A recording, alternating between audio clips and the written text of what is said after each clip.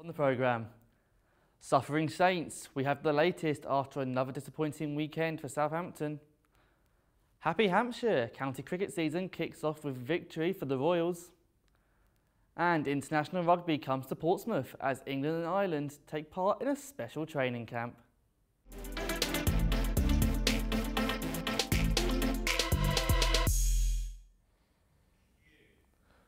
We start with football, as there was further disappointment for Southampton over the weekend. With the latest from St Mary's, we can cross over to Jasper Shiner outside the stadium. I'm here outside of sunny St Mary's, where on Saturday Southampton blew a 2-goal lead to succumb to a 4th successive league defeat. The Saints hosted reigning champions Chelsea, who have been out of sorts themselves, winning just twice in the league since January. The hosts started brightly and took the lead when captain Ryan Bertrand burst past Cesar Pilaqueta to tee up Dusan Tadic to tap home. The Blues' Marcos Alonso should have been sent off towards the end of a feisty first half, the Spaniard seemingly scraping his studs down the back of Shane Long's calf with little or no intention of playing the ball. A second goal came just after the break, debutant Jan Bednarek producing a fine finish from a James Ward-Prowse free kick.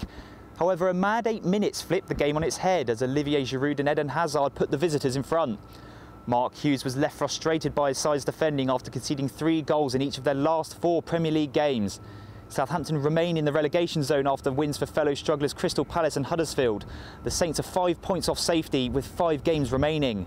Saints fans have been expressing their concerns at the possibility of playing in the Championship next season. They've now got a tough fixture on Thursday evening away to Leicester. Then they've got the FA Cup semi-final to take place, and I just think Palace's win yesterday has made that task even harder. I think because they sacked Pellegrino too late, it hasn't given Hughes enough time to sort of like stamp his own mark on the team. Probably Southampton as a team or as a club probably just need to just defend, just learn to defend and not be too complacent with a 2-0 lead. Being 2-0 up, cruising, and then to lose 3-2, will that break their hearts? Will they be able to make that kind of performance again? They are running out of time. It's not impossible, but it's very unlikely. There's no time to focus on defeat though, as Southampton travel to Leicester on Thursday in the Premier League before a Chelsea rematch at Wembley Stadium in the FA Cup semi-final. Things are looking rather bleak here at St Mary's, and Southampton have very little time to turn things around. Back to you in the studio. Thanks, Jasper. In boxing, Southampton-born Ricky Little will be in action on Saturday as part of the Amir Khan vs Phil Greco undercard.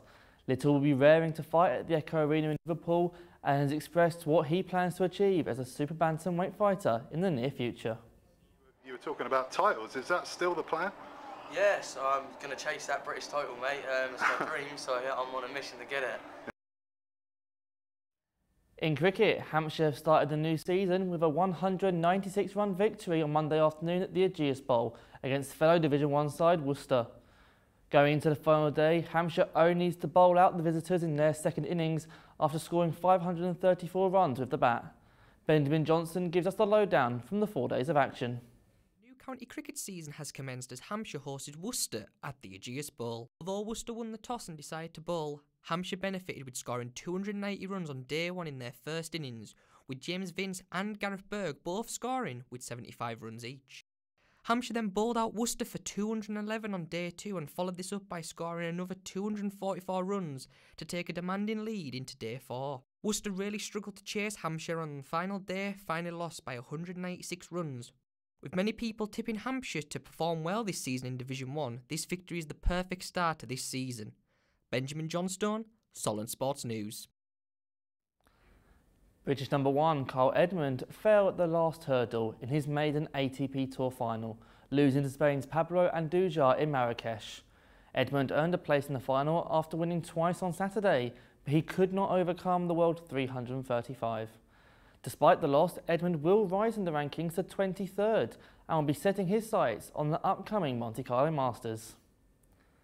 Manchester City have secured a double this season after being crowned Premier League champions. Pep Guardiola's side dominated the competition and won the title with 5 games to spare, sparking wild celebrations amongst players and fans. Kids in the room, cover their ears or send them home. It's been a f***ing long journey. Yeah! Especially if you've been a blue for more than 40 years in your house. But tonight, we're winning again! So let's celebrate together!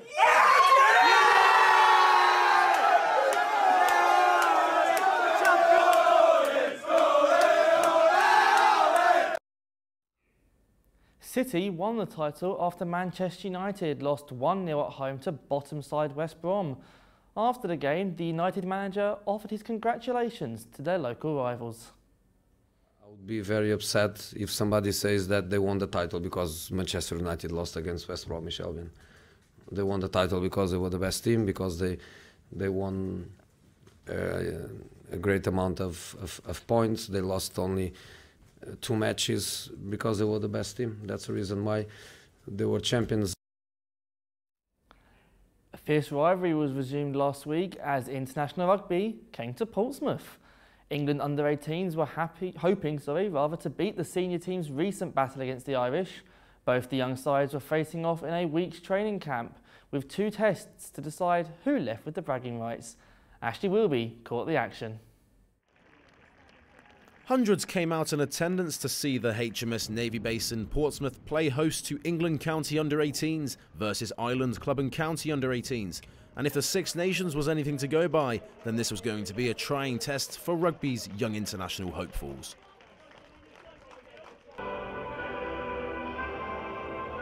The 2 sides were battling it out on the south coast for a week-long event in an initiative which has given the young side a chance to develop in all aspects.